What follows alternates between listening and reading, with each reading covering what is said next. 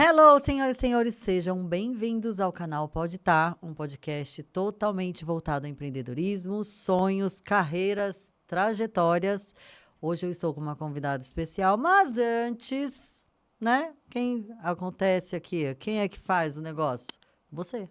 Curte, compartilha, comenta, se inscreve no canal para a história dela e de outros convidados darem aquele check para você aí se inspirar. Let's bora? Então é isso. Seja muito bem-vinda. Hoje eu estou com a Gal Spitzer. Isso. Ai, acertei. Check. Pronto, a entrevista já começou maravilhosa. Espirra Agora... que fala. É isso. Ela falou isso aqui nos bastidores. Espirra que fala. É isso. É, faz sentido. Total. Na dúvida da pronúncia, é só treinar assim. Gal, muito Oi. obrigada por aceitar o convite. Seja muito bem-vinda. E eu quero começar o papo, você se apresentando, falando um pouquinho da sua trajetória, e depois a gente segue. E aí a gente vai conversando aqui sobre algumas coisitas que eu tô curiosa, mas fica aí, que agora ela vai se apresentar. Eu, atualmente, eu sou produtora, atriz, diretora, autora, várias coisas, mas atuando realmente nessa área e, paralelamente, eu tenho um espaço de alimentação saudável. Porque na pandemia a gente descobriu que a área artística não é essencial, né? Então a gente precisou dar um jeito de se garantir para não respingar tudo. Então foi uma opção, né? Mas o meu foco maior sempre foi a área artística, vai continuar sendo, porque é sangue. Eu comecei como bailarina aos 6 anos de idade. E já queria aos 3, mas não tive aval do meu pai para fazer. Mas, assim, desde os 6 eu nunca parei. E, enfim, e acabei entrando no teatro porque eu queria muito, não tive a oportunidade antes. Entrei no teatro em 2011, foi meu primeiro curso de teatro. Sem muita vocação, admito, mas querendo muito, que eu acho que dedicação ela vale muito mais que talento em alguns momentos da vida, né? Tem muita gente de talento que não faz acontecer, e aí como é que faz? Nada, não acontece, não sai dali. E realmente quem quer é que faz as coisas, eu sempre acreditei nisso. E amo teatro, escrevi meu primeiro espetáculo que está em cartaz há 7 anos, mas eu escrevi 1 ano depois que eu comecei. E eu tinha consciência de que eu não tinha competência para produzir ainda, que eu acho que a gente também precisa ter isso, esse bom senso, porque as pessoas que vão receber merecem o nosso melhor, no nosso melhor momento, com a qualidade que eles merecem, porque as pessoas pagam para assistir. Então eu esperei, eu me aperfeiçoei, eu fui estudar, eu fui falar com pessoas. Essa foi a minha escola. Assistir muitas coisas, ver o que era legal e me colocar no lugar das pessoas. Né, eu escrevi todo esse texto que está em cartaz hoje, me transportando para a plateia. Então, isso é uma experiência única, porque eu sou muito de reações. Né? Tudo que eu faço, eu fico pensando, meu Deus, como é que será que vai ser? O que a pessoa vai pensar? O que ela vai sentir, principalmente? Que eu acho que quando você proporciona sentido, né, para as pessoas, é muito incrível, é muito satisfatório. E então é isso. Acho que ao longo aí do papo a gente vai desenvolver, porque se eu começar a falar vai dar umas 3 horas aqui, não vai rolar, entendeu? Que maravilha! É para isso. Você fala da dança. Sim. Mas você você fez o balé clássico. Balé clássico. E aí fez apresentações, ou você só fez como um aprendizado, hobby, alguma coisa assim? Não, o balé clássico, na verdade, foi o meu início. Eu iniciei numa escola muito conceituada, que era a escola das Irmãs Kersh, que uma delas é a Cecília Kersh, que é uma das maiores bailarinas do mundo, e a outra era a Grace Kersh, que na época, depois de um tempo, ela foi campeã mundial de aeróbica. Então, elas duas eram muito conhecidas, mas por questões internas de família, meu pai não deixou eu permanecer. Eu tive que ir para uma academia que não era tão conceituada, mas que eu amo a professora até hoje, tenho contato com ela ainda, e que me introduziu, não somente no balé, mas no jazz, em algumas outras coisas, e me desafiou. Porque eu tinha, na época, 6 anos e existia um grupo dentro da academia que era o grupão, né? Que a gente falava, aquelas que se destacavam nas aulas, então faziam parte do grupo. E eu acabei entrando. E eram todos mais velhos que eu. Né? E aí as pessoas me jogavam para cima, me giravam, porque eu era muito pequena, mas me desafiava, né? E aí tem uma frase que ela me disse uma vez que, olha que loucura, né? Isso move também. Às vezes as pessoas falam de uma maneira ruim, mas aquilo, dependendo de quem ouve, aquilo pode motivar. No meu caso é assim, quando eu escuto algo que me subestima, eu falo, é? Pera. Aconteceu muito isso, né? Então teve uma coreografia X uma vez que inclusive era a música do Milton Nascimento, Maria Maria, e ela ela precisou escolher entre as meninas quem ia ser a Maria, né? Ai, não sei o quê, não sei o quê, não sei o quê, quem vai ser? E aí as próprias pessoas já falaram assim: "Ai, pode ser a Gal". Ai, não, a Fernanda. Ah, não, a Sandra. Aí eu lembro que quando falaram o meu nome, ela olhou e falou assim: "Não, a Gal é só para abertura", porque eu sempre fui muito flexível. E aí eu pensei, eu sou só para abertura. E aquilo ficou na minha cabeça, mas eu nunca manifestei nada. E aí meu primeiro musical profissional, eu fiz a abertura do musical, sozinha. E eu lembro que eu contei isso. E aí eu falei, agora faz sentido, e não é da maneira ruim que foi dita na época. Né? Então, é muito louco, porque depois, inclusive, essa minha professora foi fazer aula comigo, que eu comecei a dar aula com 11 anos. Olha, com 11 anos? Com 11 anos. Com 13 anos, eu montei minha própria escola e eu levava alunos para participar de festivais, eu tenho vários prêmios, assim, de coreografias e eu sempre fui muito de fazer coisas diferentes. Eu nunca gostei de fazer o mesmo. Sim. Não por nada, mas assim, se eu penso em alguma coisa para fazer, eu não quero que seja uma experiência que alguém já viveu. Eu quero que seja uma experiência diferente. Né? Então, isso contava muito nesses festivais que eu participei. E, assim, eu fazia coisas muito incríveis com crianças. Inclusive, eu dei aula em escolinhas infantis muito tempo. E eu tratava a criança como humano e não como incapaz ou ela não sabe. E sempre tive isso muito forte dentro de mim, de ensinar. Sim. E não de pegar e fazer por ela. Né? Eu sempre como eu comecei muito cedo, eu criei uma didática própria. Né? Então, as escolas por onde eu passei, elas adoravam essa parte. Eu lembro de uma específica que eu coreografei um Dia das Mães. Eu já era mãe, minha filha tinha 6 meses. E eu peguei todas as turmas para coreografar. E aí eu montei na quadra, fiz um teatro, né? Montei com EVA, coloquei algumas coisas lá para ficar parecendo com teatro. Pedi para as professoras me ajudarem e chamei elas para o ensaio. E aí elas falavam assim, vai ter que colocar as crianças no palco. Eu falei, não, elas sabem entrar e se colocar. Como? Eu falei, sabendo. Elas sabem. E elas ficaram muito chocadas. E eu lembro da cara de choque delas. E aquilo me incomodou. Eu falei, gente, mas por quê? Por que o choque? Por que as pessoas não podem entender que se você ensina e orienta, a pessoa vai. Ela é conduzida, ela é bem conduzida, ela vai. E foi incrível, assim, porque começava contando uma história e a primeira coisa da festa, eu não contei para ninguém. Eu escrevi um texto que era a simulação de um bebê no ventre. Nossa. E aí dei para uma das professoras ler. Já começou a choradeira, né? Logo de cara. E aí passou pelas fases, né? Começou com o maternal, depois e foi indo até a 4ª série. E eu usei músicas que definiam aquele período. E aí no final era todo mundo junto e eu dancei também. E no metade da minha coreografia eu peguei minha filha no colo e dancei com ela no colo. Nossa, chororô. Chororô. Foi um negócio assim, então isso ficou muito marcado. O dono da escola me ligou muitas vezes querendo que eu voltasse a dar aula lá, mas não tinha como, eu não conseguia mais conciliar. Porque Sim. eu tive que parar de dançar por 4 anos quando a minha filha nasceu.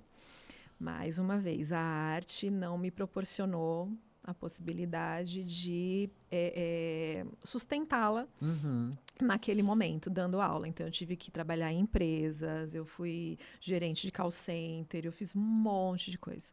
E fiquei muito triste, confesso, porque a arte é uma coisa que parece que me alimenta. É um negócio muito louco, assim. Às vezes eu me trancava no banheiro, começava a dançar sozinha lá, e para poder sentir aquela vibração. E foi muito louco.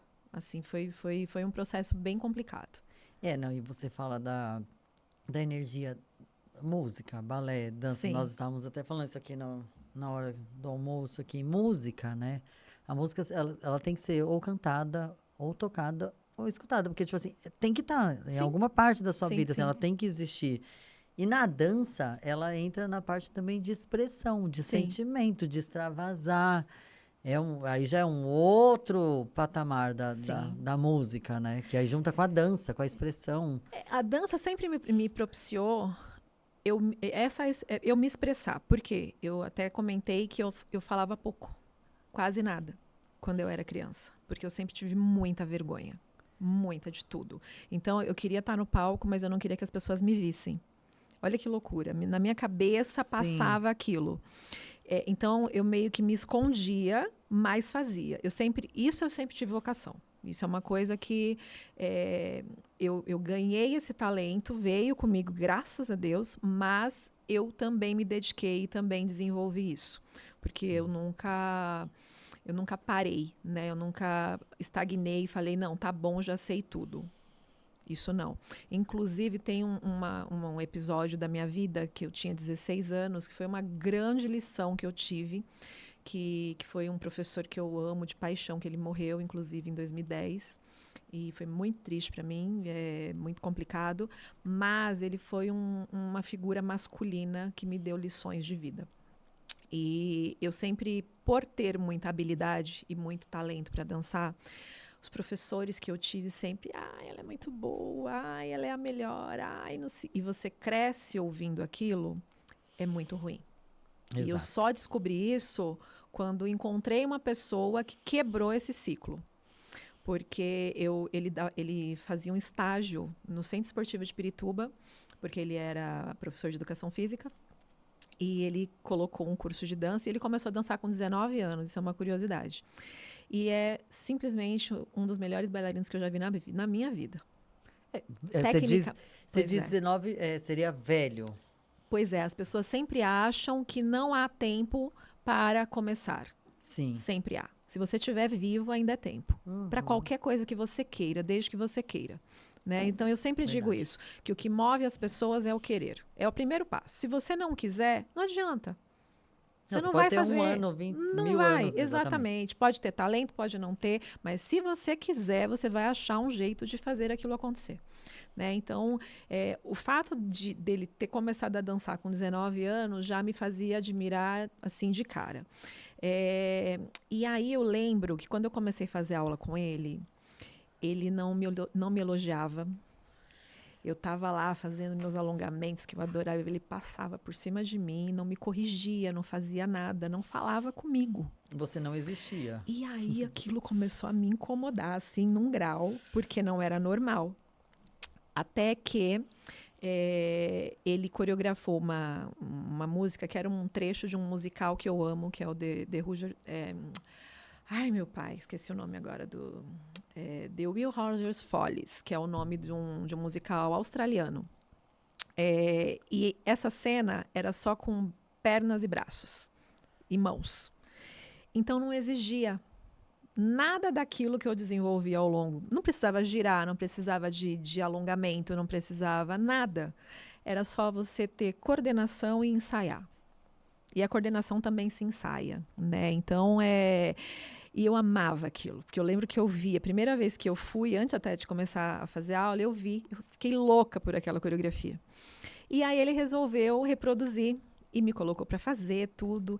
E eu só ia 3 vezes por semana, porque eu dava aula nos outros 2 dias, então eu não podia ir todos os dias. E ele aproveitou essa semana, esses 2 dias, para fazer o que ele fez. A gente ia se apresentar na sexta-feira, então eu fui ensaiar segunda, quarta, na terça e na quinta eu não fui. Na sexta-feira, Eu me arrumando, tal, e eu era a última da fila. A hora que eu fui entrar, ele fez assim: você não vai. Aí eu, por quê? Mas eu ensaiei. Não, você não vai, porque você não veio ensaiar 2 dias. Eu falei, mas você sabia que eu não. Ele, não, mas você não vai, só não vai. Aquilo me quebrou no meio, assim, porque era uma coisa que eu queria muito. Quantos anos você tinha? Eu tinha 16. Aí aí ele falou, e você vai lá assistir.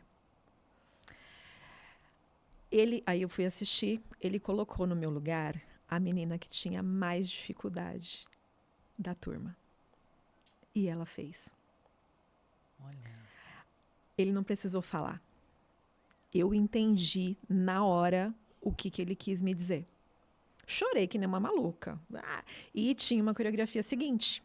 Ele foi lá me buscar. Agora você vai se arrumar que a próxima você dança. Assim.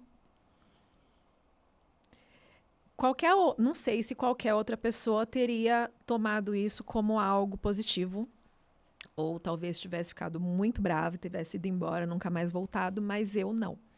Eu peguei aquilo para mim e 1 mês depois eu já estava agindo diferente. Eu estava usando o que eu sabia para ajudar o resto da turma. Eu estava pegando de lado falando assim, olha, vem cá que eu te ajudo com a coreografia, vem cá que eu te ajudo com a sequência, vem. Eu me tornei uma pessoa melhor a partir daquilo, me tornei uma professora melhor depois daquilo. E 1 mês depois ele fez uma reunião com todo o grupo e falou assim, preciso falar algumas coisas para algumas pessoas. E a primeira coisa que ele falou para mim foi, hoje eu posso dizer isso para você, você é a melhor bailarina que eu tenho nesse grupo. Porque você vai ouvir isso e você vai usar isso para o bem. Então, assim, o meu amor por ele se justifica totalmente. Ele era muito duro, mas, assim, a gente viveu um negócio muito louco. E acho que se não fosse ele, eu não estaria fazendo o que eu faço hoje, até porque a própria morte dele teve uma coisa meio de premonição minha. E eu voltei a dançar por isso, por causa de um sonho que eu tive com ele. Enfim, aí 1 ano depois ele morreu. E se eu não tivesse sonhado, não teria voltado. Eu teria ficado trabalhando em empresa, achando que estava tudo bem e que era isso que eu precisava fazer. Então, a gente precisa, antes de pensar... Eu sempre achei isso, né? De pensar em, eu preciso fazer, eu preciso propiciar, eu preciso ser, sei lá... Tem uma palavra, gente, que esqueci a palavra agora. Provedor. Sim, Você precisa ser provedor. Né? Porque eu sou mãe solteira, então essa necessidade de ser provedora veio muito latente em mim. Mas antes disso, eu preciso também pensar em mim, eu preciso pensar no que me faz bem e no que realmente eu vou fazer melhor, né? Até para prover.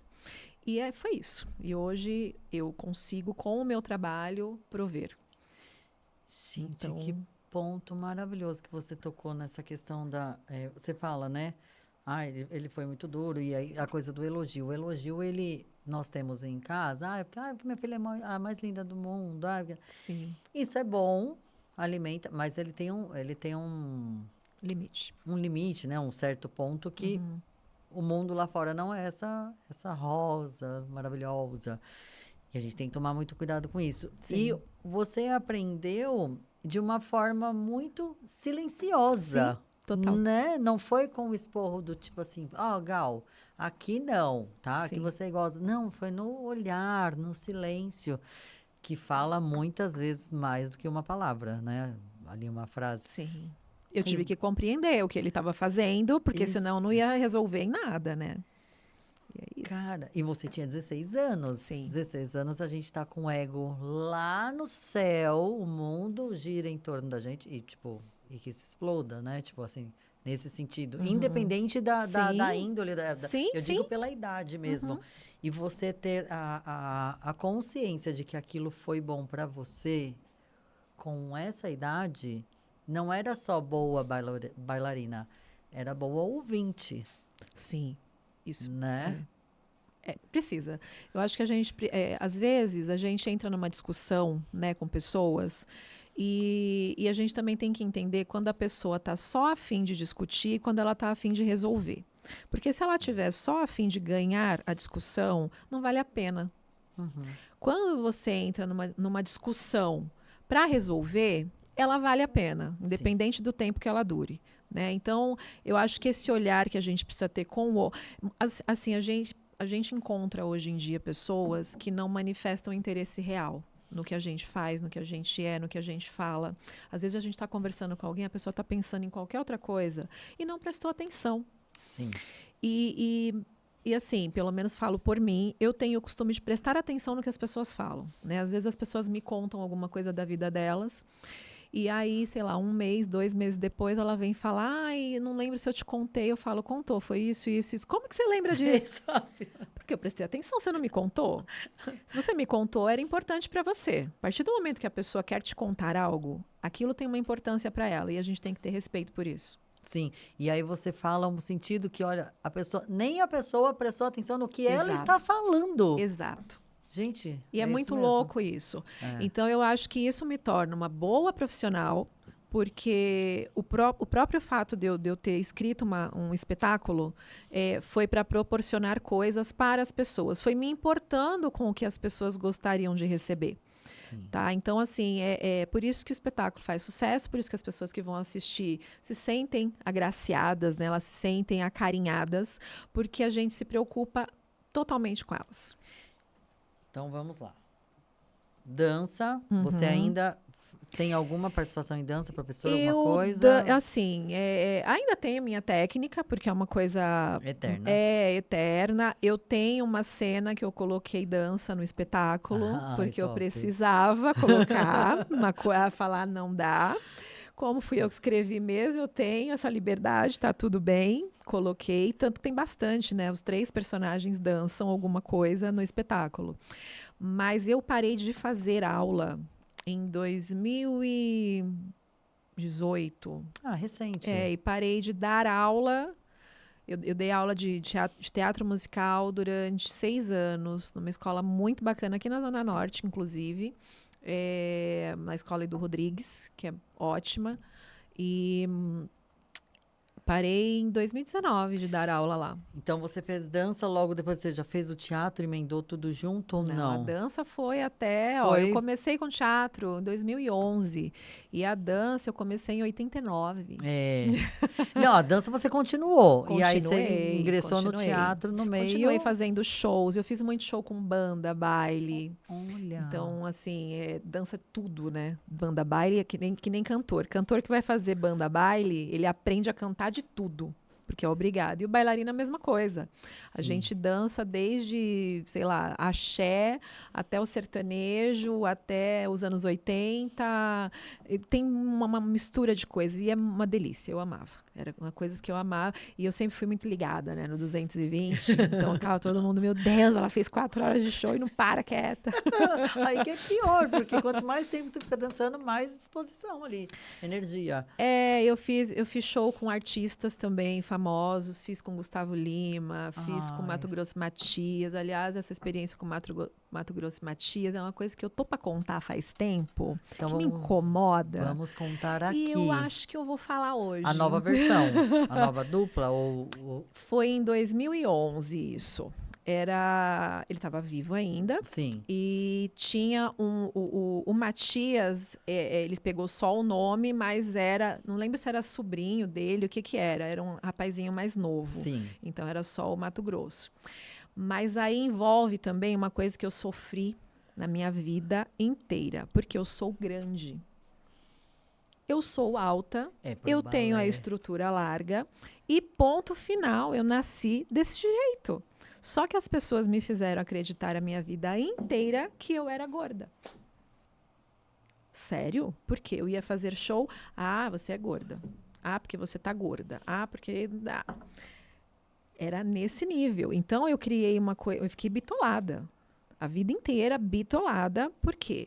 E aí, eu olho as minhas fotos dessa época, que as pessoas falavam que eu estava gorda para dançar. Eu falo, onde? Porque não tem condições assim... Não tem. Eu hoje... Acho que eu tenho hoje, deixa eu ver, acho que uns 8 quilos a mais do que eu tinha na época que eu dançava. Então, aí hoje eu olho e eu falo, gente, não, só não. E aí eu fui fazer esse show com o Mato Grosso e Matias, foi uma pessoa que me contratou para fazer, eu nunca tinha ido. Não teve ensaio, não teve nada, eu não conhecia eles, fui direto. E aí só tinha mais eu e outra bailarina que já tinha feito show. E assim, quem faz show sabe, a gente se vira, vamos fazer tal sequência. Tem uma sequência, inclusive, de dança que chama Fuscão, que todo mundo faz. Que quem estiver assistindo aí, que for bailarino, sabe do que eu estou falando. Então a gente chega e se vira com qualquer música. Né? Então foi nesse susto aí que a gente foi. Aí fez o show, primeiro show, Rio do Sul, lá no sul do país. Um frio do cão. Uma coisa assim. E eu tava muito magra. Eu tava muito. Porque eu tava passando por um processo de separação que emocionalmente eu não estava muito bem, mas que eu não mostrava, só que o meu corpo mostava, né? Sim. E, então tava muito magra, muito. Coisa da cristelia que aparecer aqui, enfim. E aí, um dos figurinos eram shorts jeans 36. Eu nunca usei 36 na minha vida. Mas nem quando eu tinha 12 anos eu não usava 36, gente. Porque o meu quadril é largo. Ponto final. Não coube os shorts em mim. Tive que usar uns shorts que eu tinha levado e tudo mais. E tudo bem. Fiz o show. Aí teve até um fotógrafo que me achou depois na internet, me mandou fotos que ele tirou. Enfim, juro. A gente tinha mais 4 shows. A gente estava voltando para ir para outra cidade. Eu fui acordada no meio da estrada pelo Matão. Ele próprio bateu assim: ó, vocês vão descer no ônibus.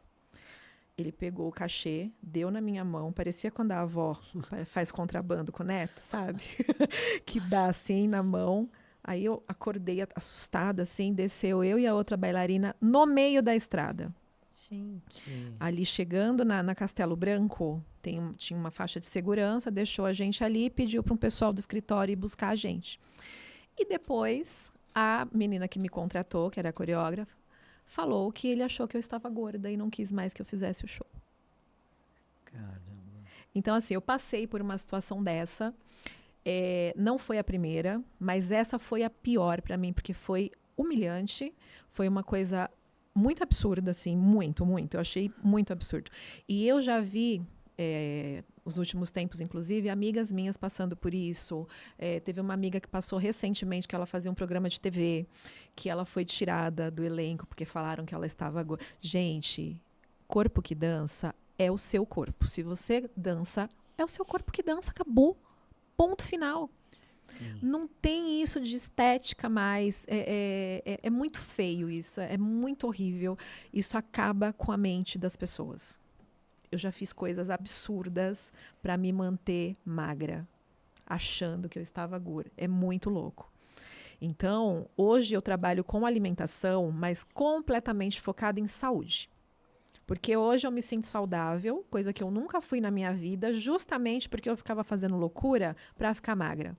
Sim. E é o não se alimentar, o comer coisas erradas que faz com que você fique não saudável e não gorda, magra. Isso daí é uma questão de autoestima, é de como você se vê. Se você está se sentindo bem, ponto. Só que tem que estar saudável. Exatamente. Porque você ficar passando mal. Eu tive gastrite a minha vida inteira. Hoje eu não tenho mais. Porque eu cuido da minha alimentação. Óbvio, eu tenho que cuidar. Se eu trabalho com isso, eu também preciso me cuidar, né? Mas não é pela estética. Isso. É porque eu preciso ficar saudável. E é isso. Então, é um alerta até, né, que eu faço. Parem com isso. Isso acaba com a saúde mental das pessoas. As pessoas não merecem um negócio desse. Muito louco. E você fala de uma experiência que, assim, infelizmente não termina aqui, Não. né? A gente sabe que ainda muitas mulheres, e homens também, Sim. né? Dessa área de dança, Uhum. modelo, fotos, qualquer coisa. Ainda vão passar por isso, Sim, mas sim. é um ponto que você falou, a questão é mental. Sim. Porque existe também aquela coisa, mas ela é magra. E aí você vai fazer um exame de sangue e a pessoa tá pé na É cova. Pé na cova, isso. tipo, né? Falar o português, claro. Então, tem que tomar muito cuidado com essa questão de estética, o que você realmente falou, estética. Ela está magra, mas não está saudável. Não está comendo, Que adianta? né? Ou come pouco, não come nutriente certo. Bom, eu já ia É entrar no isso. gancho, mas você já me deu um super gancho, Mas é isso. que a gente fala da questão. Explica um pouco Espaço Vida Saudável e Slim Day. Explica. Eu Para a gente poder comecei. entrar no assunto. Eu, na verdade, assim, durante a pandemia, a gente foi obrigada a ficar parado, porque era isso. Antes mesmo de ser decretada a quarentena, o teatro não abre mais amanhã. Lembro como se fosse hoje, 14 de março de 2020, estávamos em cartaz. E aí a gente já tinha feito o espetáculo no dia 14 com distanciamento. Porque uma semana antes foram proibidos eventos com mais de 500 pessoas. Então, para a gente conseguir, a nossa sorte é que o teatro tinha uma capacidade de público maior e a gente fez uma separação de público já. Uhum. Então, a gente experimentou o distanciamento antes de tudo começar. E foi uma experiência já de, meu Deus, será que vai ser assim? Foi muito ruim, assim, Estranho, esse né? sentimento. E aí, no dia seguinte, já falou, já foi decretado que não pode mais abrir. Já não pode mais nem evento com menos de 500 pessoas. E você já tinha essa opção do Slim Day, da EVS? Não, ou nada, não, é nada? A gente estava em cartaz com o espetáculo, que eu estreiei o Ex-Bom Exumado, em 2017. Gente, toda vez que eu vejo eu vou rir, vocês me perdoem. Depois a gente vai calma que ela vai explicar o que está em cartaz, calma. Estreamos, inclusive, dia 2 de novembro, dia de finados, propositalmente, de 2017. Ai, meu Teve Deus. todo um conceito, né? A estreia e tudo mais. E aí estávamos em 2020 ainda em cartaz, íamos fazer 4 anos em cartaz. E estava seguindo a vida. O meu prover era dali, né? Porque eu que produzo, tudo mais, e todo mundo trabalhando. E simplesmente para tudo. E eu sempre fui muito... sabe aquele 1% de... uma doença rara, não sei da onde, que é 1%. Porque todas as mulheres grávidas, 1% tem aqui. Eu tive. O 1% sempre vem para mim. Eu falei, então eu vou ficar quietinha na minha casa, porque se esta doença pegar em mim, o bicho vai pegar. Eu sei. Então eu preferi ficar, eu juro, eu não pus o nariz para fora 8 meses. Caramba. Eu fiquei quieta. Eu falei, não tenho o que fazer. Então eu vou aceitar a situação, vou assistir. Eu assisti todas as coletivas do Ministério, lá do Ministro da Saúde. Fiquei ligada em tudo. E eu quis fazer, quando eu terminei o colégio, em 2000, eu queria fazer biomedicina.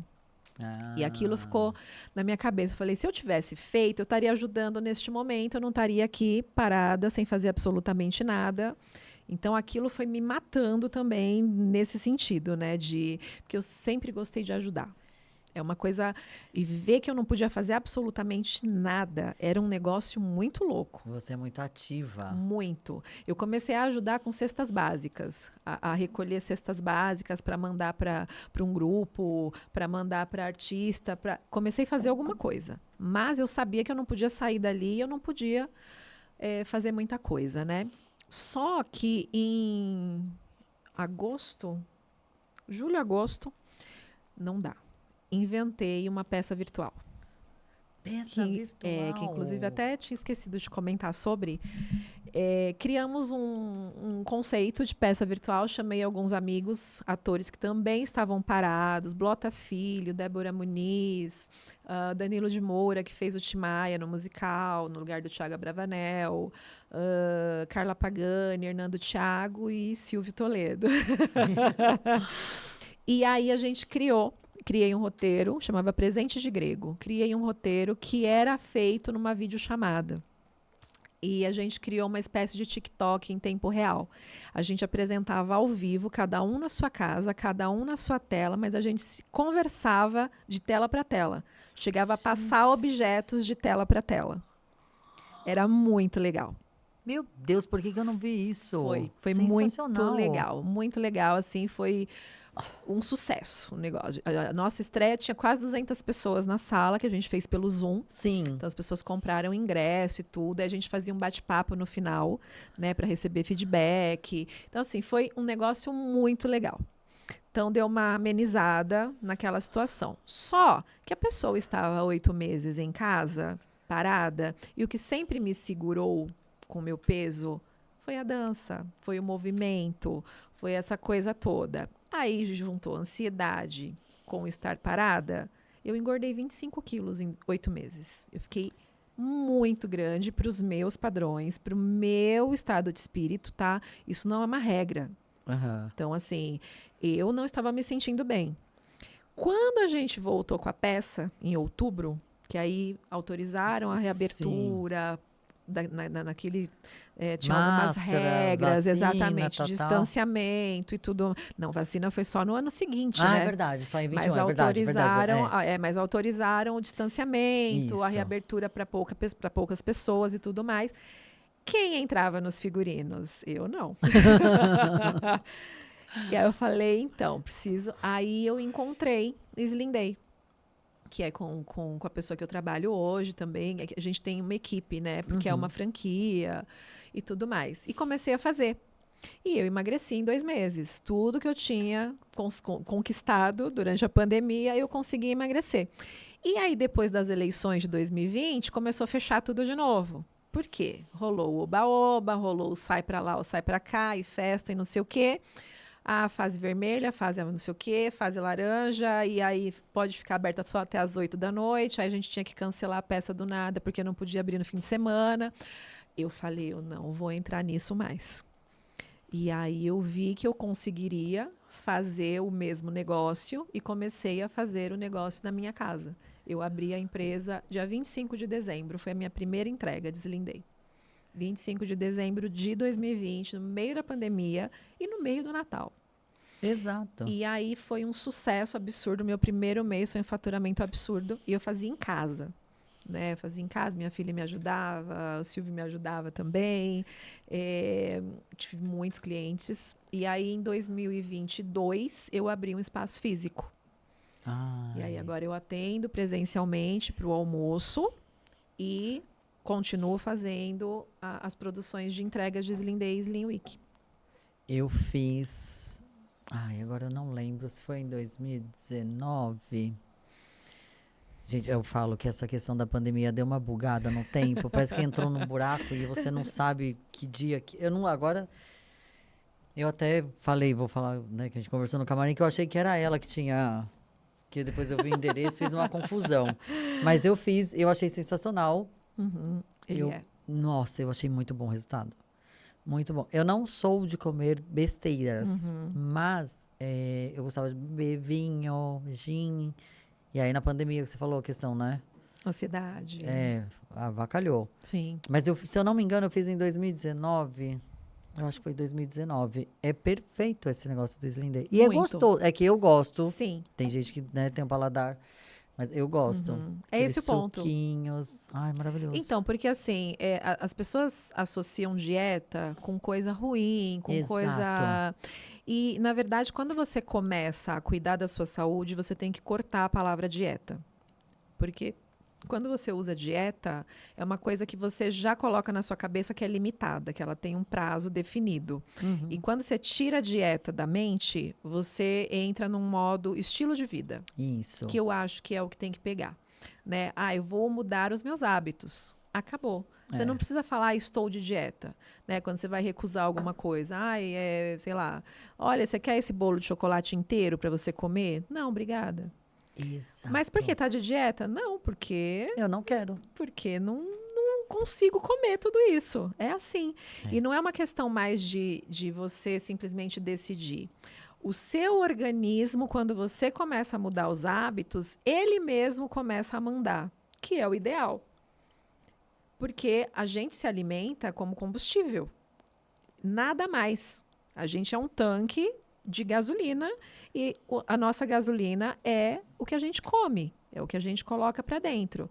Né? Então, imagina lá um carro flex que você só manda álcool, aí você coloca uma gasolina aditivada. Eu costumo falar que o Slim Day é isso. Você colocou gasolina aditivada ali, funcionou maravilhosamente. Quando você vai colocar álcool de novo, Dá umas engasgadas, assim. Isso mesmo. Então é isso, né? Então por que não você investir na sua saúde e colocar gasolina aditivada ali? E você colocar nutrientes, e você colocar proteína que sacia, e você evitar de comer muito carboidrato, porque aí tem pico de insulina, enfim. Então tem todo um conceito de alimentação que não é somente, eu quero ficar magra, eu quero esse final de semana caber num vestido. Eu não acho isso. Mas quem quer também tá essa opção lá. Se você quiser, um dia Deslindei vai te ajudar com isso. Na urgência, né? Que o pessoal fala. Na urgência. Exatamente. É que a urgência, ela vira urgência sempre. Exato. E aí, se você não faz uma reeducação alimentar, e você come de tudo. Gente, você come de tudo. Você pode comer brigadeiro, pizza, macarrão. Você diminui quantidades. Exato. E assim, a quantidade ela é diminuída não porque você fala, ai meu Deus, eu não posso comer. Não, é porque você não aguenta. Isso. Você vai tentar comer aquela coisa enorme. Não vai. Não vai. O organismo não aceita. Exato. Porque não precisa, entendeu? Exato. Então é uma mudança de mentalidade. Costumo dizer que Deslindei é isso aqui, ó. E eu percebo que fez um sucesso enorme. Eu conheço eu tive indicação de uma amiga que fez. Ela fez na urgência. Sim. Né? Já era magra. Fez na urgência da urgência, que ela criou essa urgência na cabeça dela. E ela falou, Tati, experimenta para você ver, é de uma amiga minha, tal. Eu falei, tá bom. E eu adoro experimentar essas coisas. Eu só não gosto daquelas dieta maluca. Dieta da lua, dieta do alface, dieta do vento. Não, essas coisas assim, eu não... Porque eu gosto de comer de tudo e eu como pouco. O meu problema sempre foi a questão da bebida. Porque a bebida incha, inflama, acabou. Desidrata. Exato. Desidrata as células. Esse é o ponto principal do álcool. Por isso que ele é terrível. Exato. Porque aí... A água que você tem corporal, ela fica migrando. E aí resseca determinado ponto. E aí ela envia informação de sede. E ao invés de você tomar água, você bebe mais. E desidrata mais. E você acha que está hidratadíssimo? Nossa, muito. Tá bebendo vinho achando que tá arrasando, porque tá gelado ali, ó. E tá desidratando totalmente as células. Por isso que o vinho bom é acompanhado com água. Exato. E por isso que no outro dia nós sentimos aquela ressaca que você quer tomar uma piscina. Exato. Né? Tem um guarda-sol dentro, não é nem um guarda-chuva, um guarda-sol dentro da garganta. E você fala dessa questão da mudança da mentalidade. Você entrou nesse ramo por questão da pandemia em si, mas você já ali linkou com uma biomedicina lá atrás.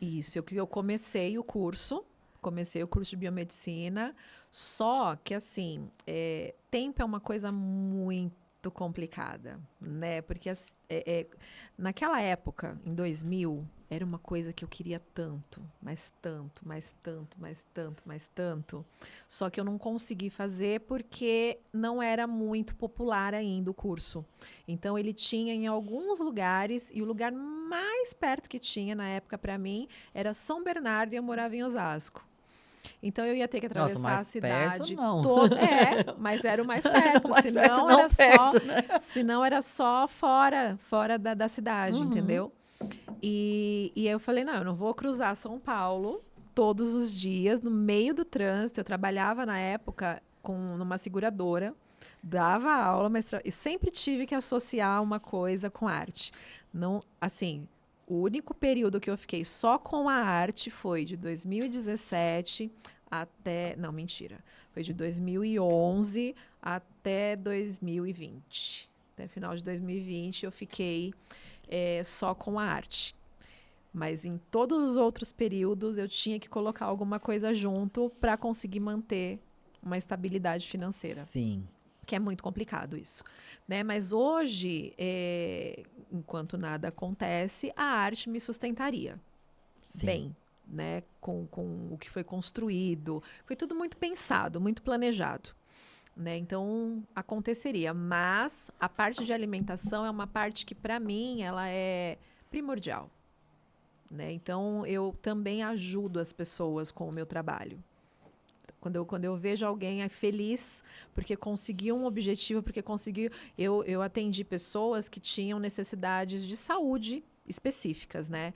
Eu tive um cliente uma vez que estava precisando fazer uma cirurgia de coluna. E o médico falou para ele, você tem que eliminar tantos quilos para eu conseguir fazer a sua cirurgia de coluna. E aí eu ajudei a fazer a cirurgia. Aí teve uma outra cliente que queria fazer inseminação artificial e o médico também falou que ela precisava eliminar peso, porque senão tinha risco. Fui lá, ajudei. Então, assim, imagina a minha satisfação em fazer esse tipo de trabalho, ajudando as pessoas nesse nível. Sim. Então, é esse o significado que o meu trabalho tem hoje. Tá? Então, por que você não faz de um jeito que fique mais bonito o que você faz? É bonito já. E é saudável. O foco é a nutrição. Sim. Tá? Só que aí, a biomedicina, eu entrei numa faculdade semipresencial, só que entrei no meio da pandemia. Então, era tudo online. Aquilo me irritava, porque eu queria pegar nas coisas. Eu não queria um laboratório virtual. Eu queria estudar presencialmente. Sim. E eu entrei numa faculdade que eu não vou nem falar o nome, não estou aqui para fazer propaganda negativa de ninguém, mas entrei numa faculdade que tem problemas internos, atendimento é horrível, eles demoram para fazer coisas, eles vão mexer no sistema e prejudica todo o início de aula, o início de semestre. É muito, assim, ruim.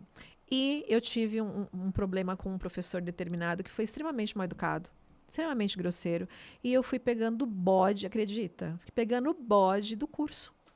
Ai, mas isso faz sentido, professor, às vezes E aí eu faz. pensei, eu vou trancar. Só que aí começou o semestre e eu tive uma professora que era de uma coisa que eu não, para a qual eu não queria pender, que era para estética. Eu tive uma professora de estética, que ela era tão incrível e era a minha única aula presencial do semestre. E eu ficava contando os dias para ir para a aula. Então, eu me segurei mais um semestre. Então, eu cheguei a fazer metade, né, do curso. Me segurei mais um semestre e, por causa dessa professora, aprendi pra caramba. Só que aí, depois, no semestre seguinte, ia ter o professor bendito lá do primeiro. Aí eu falei, ai, não aguento. Aí, tranquei. Tranquei a faculdade, comecei a focar no trabalho e tudo mais. Aí, agora, eu quero fazer um pouquinho menor, porque eu tô com ênfase em fazer uma pós em neurociência. Uau! Eu quero fazer uma pós em neurociência, independente da graduação que eu faça, porque eu acho que é para onde eu sempre fui. Eu acho que o meu caminho, pegando a minha trajetória toda, eu sempre fui para esse caminho. Eu sempre quis associar o bem-estar com a atividade, com o porquê. Então, eu acho que isso pode ser muito útil para a minha vida, para todos os trabalhos que eu faço. Gente, perfeito isso. Não, faz total sentido. Você pretende fazer isso logo? Logo, esse semestre já vou me matricular em outra faculdade. Até pensei em retomar a biomedicina, mas não sei. Não sei. Talvez, porque aí já está no meio do caminho, só faltam 2 anos, né? Mas não sei. Tô pensando. Tem algumas semaninhas aí para pensar até iniciarem as aulas, né? Ah, sim. Logo, é verdade. Tem mais 2 semaninhas aí que é um planejamento que eu tô fazendo, que eu quero começar já em fevereiro. Tá, agora nós vamos falar daquele nome engraçado. Me fala o porquê do que dessa peça que está em cartaz há 7 anos. De onde veio isso? Me conta tudo. Ex-bom é exumado. Assim, na verdade, como eu comecei no teatro em 2011, eu fiz um curso de teatro musical, foi o primeiro curso que eu fiz, mas eu sempre quis teatro. Mas eu sabia dentro de mim que eu não tinha vocação. Olha que loucura. Eu tenho uma lembrança muito forte da minha 5ª série, que eu tinha uma professora de português que ela incentivava, né, a parte cultural e tudo mais. E aí ela dava trabalhos, seminários, que ao invés de fazer a apresentação normal, ela falava, criem uma peça de teatro. E eu era a pessoa que escrevia a peça, eu dirigia todo mundo. Então, era uma coisa que eu já queria. Só que a atriz não existia dentro da minha pessoa. Estava adormecida. Existia ou não? Nem existia? Era ruim, hein? Eu era ruim, mas assim, porque... Primeiro porque a timidez é Sim. um ponto muito, muito difícil, né, para quem quer atuar. Então, imagina, como que eu vou atuar se eu queria me esconder? Como que... Não faz sentido, né? Não tem por onde ir. E eu ainda tenho uma timidez, apesar de não parecer, de eu ser expansiva pra caramba, mas determinadas coisas eu viro um pimentão. De vergonha, sabe, até de assuntos. Melhorei muito, né, hoje em dia, mas eu tinha essa dificuldade, né, de me expressar verbalmente falando. Eu me expressava muito escrevendo e dançando. Eu participei de todos os concursos de poesia da escola, sempre ganhava, sempre fui muito nerd, sempre fui muito caxia, sempre fui muito estudiosa, sempre fui a melhor aluna de tudo que eu fiz na vida. Eu fiz uma faculdade de comunicação social na época que eu não consegui fazer biomedicina, porque era a mesma faculdade, só que aí eu falei, já que eu não vou fazer o que eu quero, vou pegar um curso pelo menos que eu possa aplicar no meu trabalho. Sim. Entrei em comunicação social. Não consegui pagar, porque não tive ajuda, né, familiar. E eu falei, tá, mas vou fazer 6 meses ali, ó, na raça. E aprendi pra caramba. Né, os meus colegas de sala ficavam putos comigo, desculpa o palavrão, porque eu sempre assistia a última aula de sexta-feira. E aí não dava falta coletiva. Então eu falava, Logo gente, imaginei. Eu sei quanto custa, desculpa, vocês querem ir para o bar? Vai no fim de semana. Eu não vou para o bar. Eu vou estudar, eu estou pagando essa aula de sexta-feira, que era a aula única da semana. E até em respeito ao professor também. Pois é, né? Gente. Ainda era a aula da Maria Clécia, o nome da professora, já disse tudo sobre ela, era ótima. Mas era aula de filosofia, a última aula de sexta-feira. E eu adorava. Porque assim, eu uso para o meu trabalho. Para você escrever roteiro, você tem que saber de tudo na vida. Exatamente. Né? Então, eu apliquei, né? Esses 6 meses foram muito, muito úteis para mim.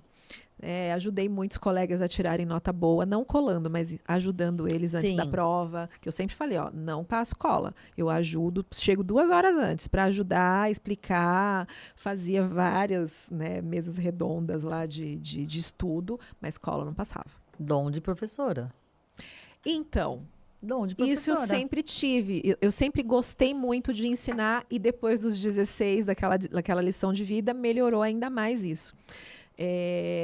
Por que eu estava falando isso? Tá, do teatro. Só que assim, eu queria muito. E teatro musical é uma coisa que tem a dança. Eu falei, pode ser legal. E eu sempre gostei muito de música também. Apesar de eu odiar o meu timbre, eu sempre imitei muito as vozes de cantores. Eu sempre fiquei tentando modular tom. Eu lembro muito de eu cantando Chão de Giz, que eu ia lá embaixo, ia lá em cima, ia na Elba, ia no Zé. E isso me ajudou a ter extensão vocal. Não sou cantora, porque o meu timbre é muito feio. Eu não gosto. Eu me escuto cantando e eu falo, meu Deus, é um pato. Mas eu sou afinada. E eu sou compositora. Porque dessas coisas de escrever poesia e tudo mais, eu transformei isso em música. E eu faço as músicas mentalmente, com melodia e tudo. Aí comecei a estudar teclado, uma época, tudo autodidata, porque foi difícil, né? A minha vida foi muito difícil. Tudo que eu conquistei foi muito difícil. Então, eu não tinha dinheiro para fazer aula de canto, para fazer aula de teclado. Então, eu estudava sozinha. E aí comecei a criar algumas coisas. Eu tenho música gravada. Eu tenho uma música que é um reggae, que foi gravada pela banda Alma Jane, com participação do Tato Falamansa. Foi gravada em 2013, um DVD. Tem uma outra música que quem gravou foi a Francine Missaca, que participou do X Factor. Enfim, tem algumas parcerias que não foram gravadas. Então, assim, já tinha essa coisa da música comigo, a dança, obviamente, muito latente. Eu falei, vou fazer um curso de musical. Tá bom. Fiz, foi incrível. A partir dali, já comecei a pegar muitos trabalhos, porque eu fiz amizade, né, com as pessoas que fizeram, começaram a me chamar para fazer isso. E aí comecei um curso regular de teatro. Só que eu só consegui fazer 3 meses. Só consegui fazer o primeiro módulo, porque eu comecei a emendar um trabalho no outro. E aí eu comecei a fazer estudo sozinha, estudar a história da arte, estudar a história do teatro, tudo sozinha.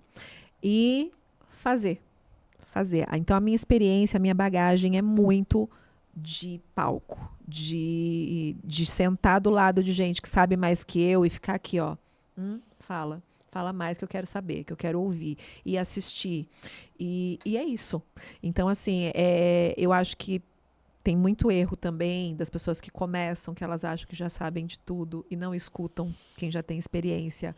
Graças a Deus eu nunca tive isso, pelo contrário.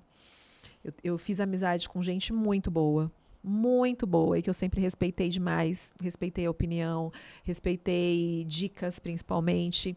Então eu construí a minha carreira toda na experiência. O meu DRT eu tirei porque eu levei a minha pasta de trabalhos, tá aqui, ó. Nossa!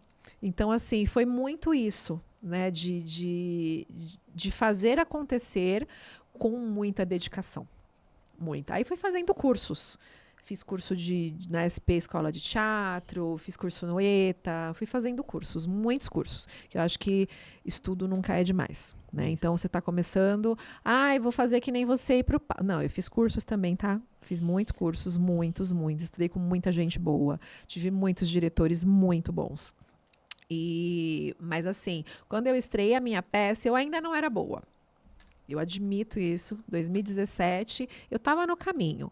Mas a experiência de palco que eu ganhei... Quem assistiu a estreia de 2017 e vai assistir hoje, fala, nossa, que diferença. Eu sei. Pode até ser que a pessoa não fale, mas eu sei. Então, eu sou muito autocrítica nesse sentido. E é isso. Então, aí a peça eu escrevi 1 ano depois que eu comecei no curso. Eu tinha passado por uma separação, que eu morei junto com o meu ex por 6 meses. E como eu comecei a assistir muita coisa, eu assistia, eu falava assim, eu quero fazer um espetáculo bom. Eu quero fazer um espetáculo que as pessoas tenham... Elas sejam tocadas, não só pelo riso, eu quero que tenha muita dinâmica. Aí eu comecei a assistir coisas muito boas, coisas muito ruins, aí eu falava, essa daqui eu não quero, essa daqui eu quero. Eu sou de assistir muitas vezes tudo que eu gosto. Né? Eu vou dar um exemplo, eu sou apaixonada por Wicked desde 2012, quando eu tive que fazer uma pesquisa sobre, e o filme estreou, eu fui 8 vezes no cinema assistir. Consecutivas ou com tempo? Na primeira, eu fui 4 vezes antes de estrear. Estreou na quinta, eu já tinha ido na segunda, que foi um evento só para fãs, que foi o Spoiler Night. Eles abriram algumas sessões antecipadas. Aí fui na terça 2 vezes seguidas, que eu assisti dublado e legendado, num dia só. No dia seguinte, fui no legendado de novo. Então, foram 4 antes da estreia. E assisto. E cada vez que eu assisto, a minha visão é para uma coisa. Isso e mesmo. Estudando. Eu faço isso, eu estou estudando. Né? Todo mundo fala muito de Big Brother, por exemplo. Eu assisto Big Brother com foco em laboratório de pessoas, com foco em construção de personagem, com foco em como que as pessoas se comportam, como que as pessoas criam situações. Então, isso me ajuda a roteirizar, isso me ajuda a incluir coisas, por exemplo, o espetáculo tem muito improviso, muito. A gente usa muito coisas que estão acontecendo, ele é atemporal. Apesar de ter umas coisinhas, eu uso muito trilha sonora antiga, mas ele permite que a gente use coisas contemporâneas. Sim. Então, a gente vai colocando coisa que está acontecendo. Aconteceu na semana, a gente inclui em algum momento. Então, eu acho que as pessoas, quando rotulam o que a gente assiste, o que a gente faz, quantidade de vezes, elas estão perdendo a chance de fazer o mesmo. Sim. Porque quem assiste Big Brother é desocupado, perda de... Depende o foco, depende Exato. com qual intuito você assiste aquilo, né? Acho que tudo na vida. Ah, por que que eu tomo água? Ah, você toma água, é porque eu tive sede. Não, tá errado. Você não tem que tomar água só quando você sente sede. Tem que tomar água porque tem que tomar água, porque mais de 70% do nosso corpo é feito de água. Sim. Então, quando você tem propósito em tudo que você faz, aquilo não é banal. Não é, pode ser a coisa mais que as pessoas achem mais ridícula do mundo, mas para você tem propósito, e é o que importa. Né? Então, é isso. Aí escrevi a peça, porque tinha muito a ver com o que eu tinha vivido, mas não tem a ver com a personalidade do meu ex. Sim. Nada. Né, eu fui pegando situações que eu vi da minha família, dos meus amigos, e fui juntando, e com criatividade também, coisas que vieram da minha criatividade, e criei uma trama toda. Tem um ponto muito forte também de fechamento, que tem a ver com a aceitação das pessoas como elas são, do jeito que elas são, sem você querer impor que a pessoa haja ou seja do jeito que você acha que tem que ser, isso dentro de uma família. Né? Como eu tive uma deficiência familiar muito grande, então isso é muito importante para mim, Gal, como pessoa. Então, eu quero sempre transmitir esse tipo de coisa, mas não de uma maneira reclamando. Porque não? Eu prefiro usar a minha experiência para que outra pessoa que talvez passe pela mesma coisa sinta de uma maneira diferente. Sim. Né? A gente usa muito essa palavra hoje em dia, né? Ressignificar, mas tente ressignificar aquilo que ela sente, né? Para que não seja uma coisa amarga, uma coisa ruim. Não, né? e você fala de a história. Pera, já peguei. Agora, volta lá, Tatiane. 1.500 ganchos. Eu falo, gente, eu fico prestando atenção e eu adoro, porque é justamente isso. Você fala da questão do. Vamos no ponto do Big Brother. Tá. Hoje eu não assisto mais por questão de tempo. Sim. Né? Mas eu assisti, sei lá, que episódio, que série que tá. 20. Acho que ele tem 25. Agora é o 25, Isso, que é. De acordo com o ano. Então, sei lá, eu assisti até 2017, 16, talvez. Eu assisti bastante. E eu assistia com o quê? Com um olhar de psicologia. Então. E isso. ainda mais, não dos participantes, das pessoas fora. Sim, também. Que comentavam e eu olhava e falava, calma, gente, não é assim e tal. Então, cada um assiste de uma forma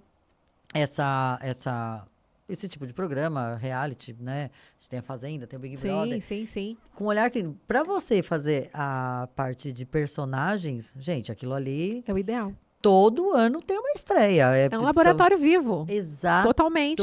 E atual, né? Sim. Porque aí é com o problema da época, com a Sim. situação da época, com o governo da época. E você fala dessa questão de assistir, eu ri porque eu sou assim. Eu assisto 1.500 vezes o mesmo filme e eu achei que isso era só eu. Não na pré-estreia, mas eu assisto depois e, tipo, você tá um pouco a mais. Eu passei do ponto, né? Tô Entendi. brincando. Eu assisto, e aí, cada vez que eu assisto, é um outro filme, Sim. é um outro espetáculo. Livros também. Até porque a sua cabeça tá diferente naquele dia ou naquela época, né? Sim. Então, você absorve outras coisas e foca. Isso já ficou meio que como uma dica para quem ali faz roteiro, elenco, teatro, sei lá. Assistam coisas, gente, assistam. É porque antes de escrever a peça, eu ia assistir peças. E quando eu gostava muito daquele estilo, teve uma específica que eu falei, eu quero fazer uma peça que pareça com isso, que tenha essa dinâmica, que tenha essa direção X. Aí, só que assim, meu riso é solto. Eu dou risada pra caramba. Eu acho que quando a gente vai assistir alguma coisa, a gente tem que se colocar numa posição de desfrutar. Sim. Eu quero morrer com gente que vai assistir, ela já vai com pensamento de crítica. Vou para criticar, vou para achar defeito, vou para... Não, você tem que ir aberto. Eu vou desfrutar daquele momento. Acabou. A crítica, ela vem depois, se tiver. Eu sou muito crítica, sim. Os meus amigos que me convidam para assistir, eles já sabem que eu sou. Só que eu não falo se não me pergunta. Boa. Então, é isso. Só que se me pergunta, eu sou sincera.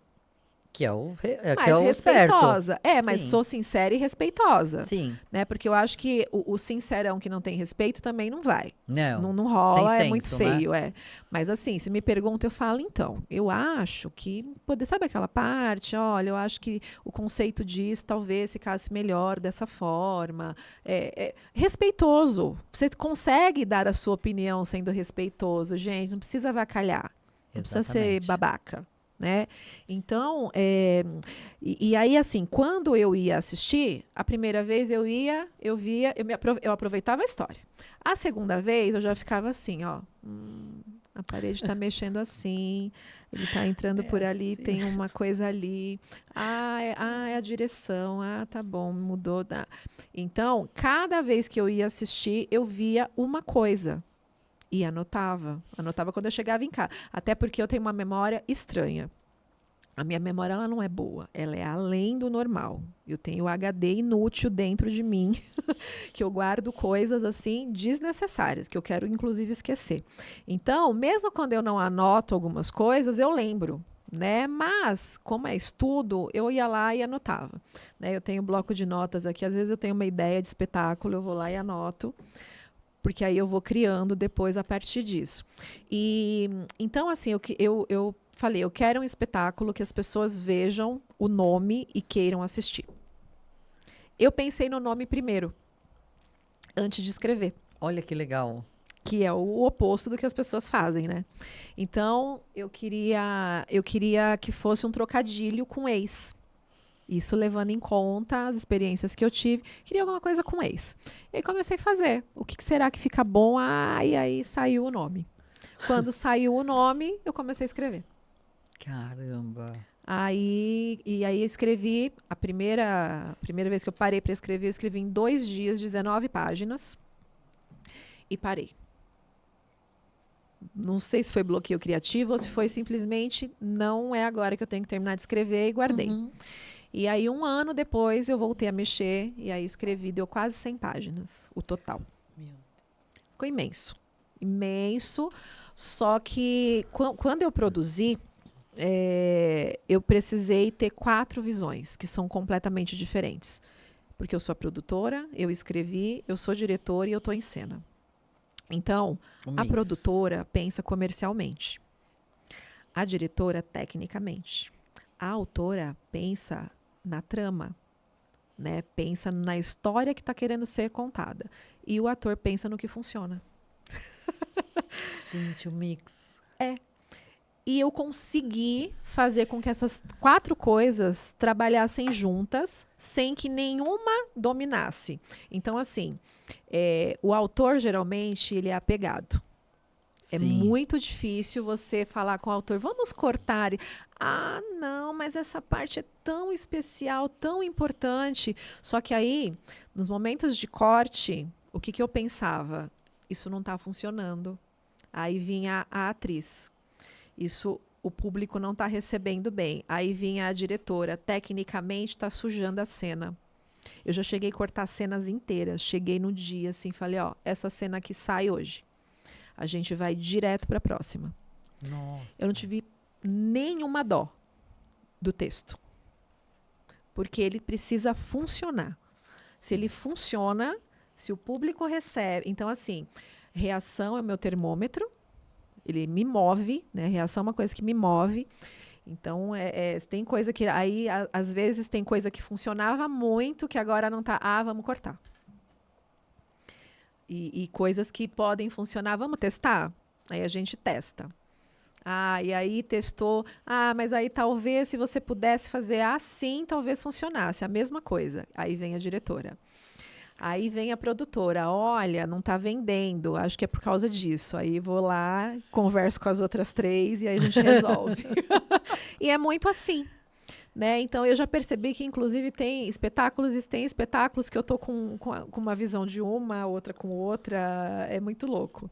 Mas já passei coisas assim de estar com problema antes de começar. Eu já cheguei uma vez que eu estava para entrar, escorrendo a lágrima aqui, eu enxuguei, entrei para fazer as pessoas darem risada.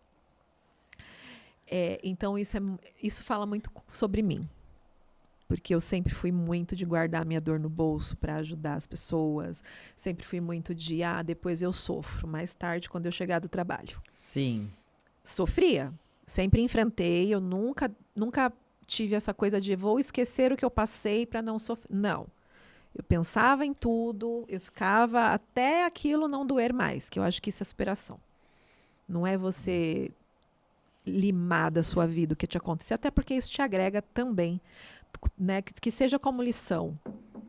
Mas por que você vai eliminar? Não, porque aí quando você não supera aquilo, vai chegar lá na frente, qualquer coisinha vai te remeter e aí você vai sofrer.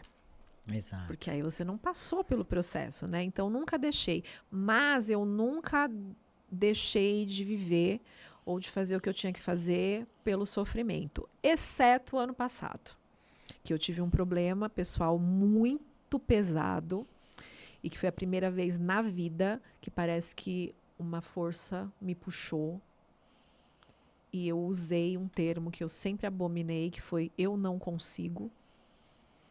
Quando eu usei esse termo, eu falei, oi, quem é você? E eu falei de peito aberto, não consigo sair, eu não consigo ir, eu não consigo fazer, oi, não, peraí. Mas foi pesado, mas eu acho que foi necessário. Acho que esse movimento que eu fiz a vida toda de fazer de conta que nada estava acontecendo para poder fazer meu trabalho pode ter levado a esse ponto de me puxarem de uma vez e falar, você precisa sentir isso e acabou, não tem escolha. E é necessário também. Então foi complicado, mas passou.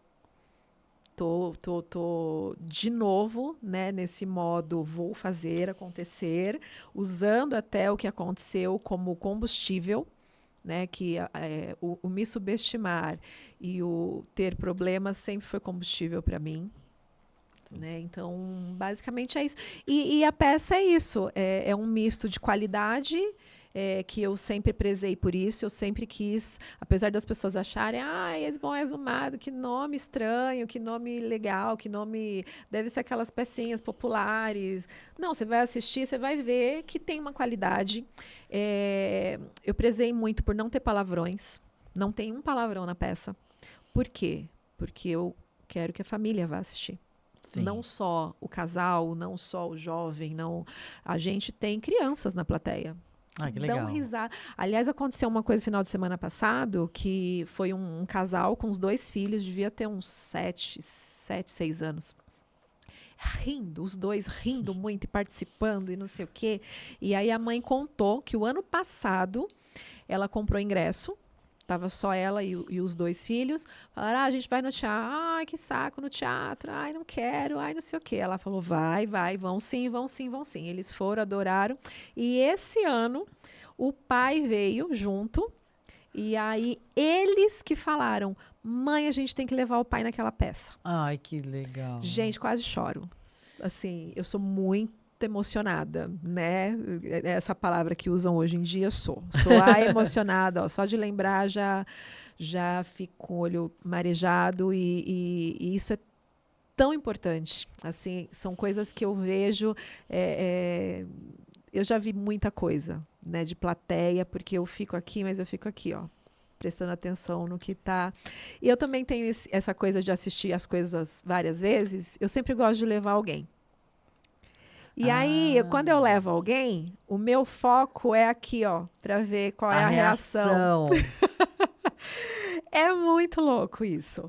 Eu tenho muito isso. Então, eu dirigi um musical infantil em 2015, fiz direção coreográfica. E eu ia assistir todos os dias, todos os espetáculos. E era um musical do João das Neves. Então tinha uma coisa de brincadeira de quintal, de boizinhas, aquela coisa de Nordeste e tudo mais. E a gente tinha uma ema gigante. Parecia um flamingo, porque ela era rosa pink, enorme. Que uma das atrizes, inclusive a Jaqueline Sato, que fez novela na Globo e tudo mais, ela que manipulava essa ema. o corpo dela era até a cabeça. E aí depois que subia o pescoção da Emma. Nossa. Então ela era imensa, era um negócio enorme. E eu tava na plateia e eu sempre ficava olhando, né, pra ver. Aí nesse dia, eu lembro que eu vi um casal de homens que estavam com a filha deles. E eles com o maior carinho com ela sentada, ela não conseguia enxergar o palco. E aí pegaram aquele negocinho que coloca para a criança Sim, ficar tipo... mais alta, esqueço o nome daquilo. E eles foram pegar e eu achei aquilo lindo. Eu falo, isso é uma família. Na hora veio na minha cabeça. E aí eu olhei do meu lado, tinha uma mãe com um menino que ele era especial, ele estava numa cadeira de rodas e ele não tinha nada de mobilidade. Então ele estava com a cabecinha encostada assim, a cabeça caía toda hora. Porque não tinha nada de nada, ele não tinha controle nenhum do movimento dele. E aí toda hora ela levantava e ela ajeitava a cabecinha dele e eu comecei a olhar aquilo. Na hora que a Emma entrou, ele conseguiu emitir um ruído que foi um sorriso aquilo para mim, foi uma gargalhada. Sim. Eu comecei a chorar que nem uma louca naquela plateia. Porque esse tipo de coisa me toca. Me toca. E aí, uma outra vez também que aconteceu algo parecido, eu dirigi um espetáculo que foi patrocinado pelo Carrefour. A gente apresentou algumas coisas nas lojas, né, do Carrefour. E eu tive que fazer uma peça de teatro sobre alimentação saudável. Olha que loucura, isso me rodeia, né? Para apresentar em escolas infantis. E fizemos 60 apresentações em escolas públicas, completamente de graça. A gente levava, né, o espetáculo, apresentava para todas as turmas. E eu que fiz a direção, eu que escrevi, eu que fiz as músicas junto com um parceiro incrível, que é o Charles. Eu que montei cenário, eu que fiz cenário, fazia tudo. A faz tudo. E aí, nesse dia, o elenco fazendo... as pessoas, as crianças sentadas, assim, foi lá em São Carlos isso. E entrou uma criança atrasada e o pai estava junto. E era autista. Eu vi, obviamente, pelo comportamento, né, que era autista. E aí ele entrou, ficou lá no fundo. E aí o pai meio tentando segurar e eu fiquei de olho. Né, eu sentada assim na mesa de som e aqui de olho no elenco fazendo e de olho lá acontecendo. Na música final, ele invadiu o palco. Olha. Ele deu a volta, invadiu o palco e a produtora local já estava levantando para tirar ele do palco. Eu falei, deixa. E aí eu olhei para o elenco, eu só fiz assim, ó, para eles. E eles terminavam de mãos dadas, o elenco, né? Eles pegaram, o menininho estava no meio, as mãos dadas assim. E aí eu olhei para o pai, chorando lá atrás. Porque assim, imagina quantas vezes aquele pai sentiu que o filho dele pertencia a alguma coisa. Provavelmente nunca. Sim. Porque as pessoas evitam. Porque as pessoas, né, afastam. E eu acho que você acolher, a arte tem que acolher. Exato. Né? Então acho que por isso que o nosso espetáculo ele faz sucesso, porque é isso, a gente acolhe todo mundo, a gente deixa as crianças, quando vão senhorinhas a gente chama, né? Já foi uma senhorinha uma vez de 90 anos que foi esperando para falar comigo no final, e aí eu ouvi uma coisa, ela falou, olha, eu me diverti tanto hoje que se eu morrer hoje eu morro feliz. Uau! Ai, meu Deus. Então assim, é isso. Como que eu vou viver sem isso? Como que eu vou pensar só em estabilidade financeira? Não quero. Eu vou associar isso, vou tentar fazer que o meu trabalho seja muito bom para que eu consiga viver dele. E você fala dessa parte, né? A atriz, a produtora, a autora e a... E a diretora. E a diretora. Deu até uma bugada aqui, gente. É muita coisa numa coisa só. Sim. Isso traz uma experiência de uma para outra, que é Sim. a mesma pessoa, se é que vocês estão me entendendo. Sim.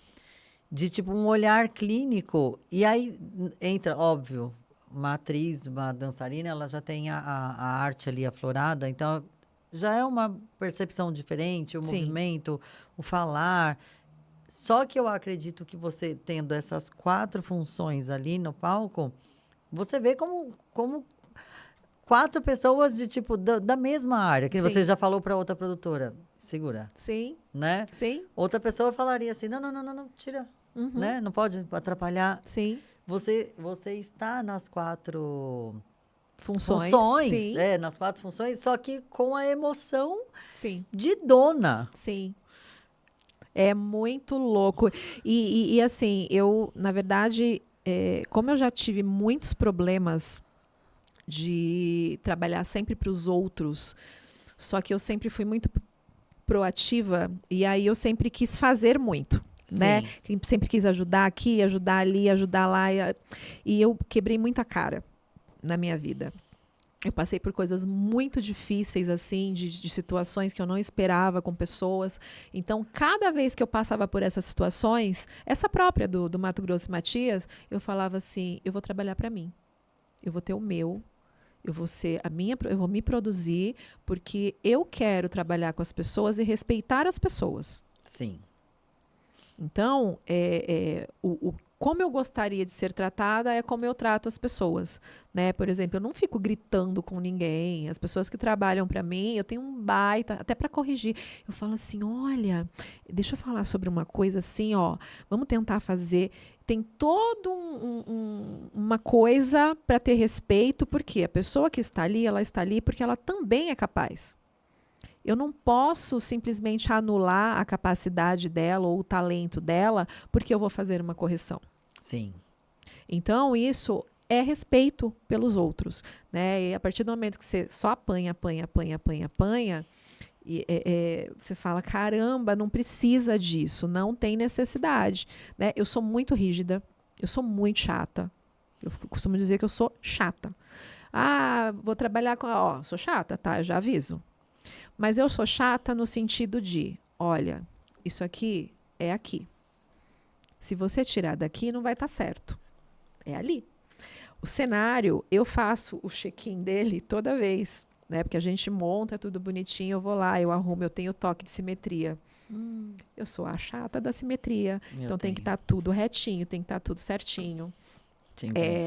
Então, nesse sentido... assim, eu não gosto que mexa nas coxias, que mexa nas pernas. Tem coisa que... Por exemplo, outra coisa que me irrita muito, vou aproveitar, inclusive, para falar sobre isso, é produtor que está no mesmo teatro que outro que mexe nas coisas dos outros. Isso não se faz, gente. Assim, a gente já teve problema de deixar nosso cenário guardado, bonitinho, fechado, e a gente chegar para montar e terem mexido. Por quê? Isso é básico da escola de teatro. Você não mexe nas coisas dos outros. Aliás, isso é básico da escola da vida. Eu ia falar isso, eu estava só esperando. Né, gente? Por que você vai mexer nas coisas dos outros? Eu tenho um baita cuidado com isso. Às vezes, quando a gente tem que, sei lá, afastar, eu consulto, falo, posso? Exato. Por que não ter esse... Então, eu sou chata nesse sentido, entendeu? Então, sou chata, sou rígida, gosto das coisas certinhas, gosto de tudo bonitinho, gosto de manter a qualidade, e é isso. Então, isso reflete no trabalho que a gente faz. Eu entendo o que você quer dizer, mas não é chata, é criteriosa. É chata para quem escuta. Só que se fizer certo, vai escutar uma vez. Sim. Não, mas é chata no sentido assim de, olha que chata, arrumando tudo de novo, olha que chata, entendeu? Então eu prefiro assumir, eu sou mesmo, porque para mim é um chato bom. Exato. Né? Exato. Eu acho que é um chato bom e é essa palavra. Eu sou mesmo, sou chata. Não, eu falo isso também e eu sempre brinco você falando isso, é que eu também me expresso dessa forma de eu sou chata e é no sentido de tipo assim, me escuta, eu vou te repetir quantas vezes precisar, eu não vou gritar com você, eu não vou extravasar, não vou xingar, mas eu vou te explicar, mas assim, eu vou sempre pedir isso. Sim. Porque e é o chato que faz o resultado.